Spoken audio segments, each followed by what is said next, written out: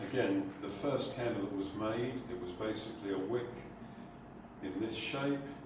It's dipped into the wax, lifted up, dipped in, lifted up.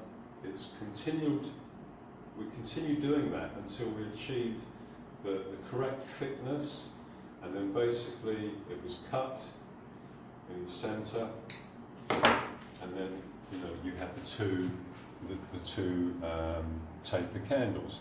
So now what we're doing is we're taking the same technique and we're working with extra cold wax so that it's almost the same consistency as the cappuccino candles we made, that creamy consistency. You have to fill the balloon with warm water, tie it in a knot. The more water you put in it, obviously the larger it's going to get, so you can change the size of the form. You have to hold it really tight, wear protective glasses just in case, and then we mix it in and put it up.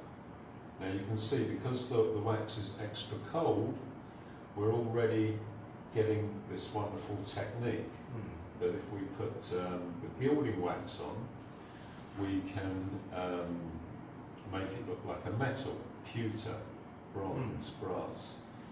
So again, the larger the object, the more we're going to be dipping it in, because we want the walls of this to be thick. Okay, so I'll keep going with it.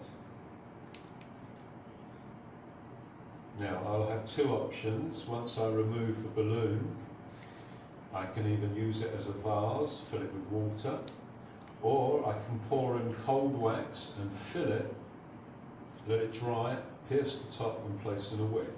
So I can change that shape, the same form, into an actual candle.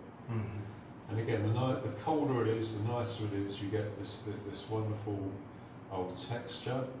Then what I'll do is I'll put it on the table. I'll let the weight of it push down so that I've got a flat base for it to sit on. Now, once I'm happy with that, I'll take it over here.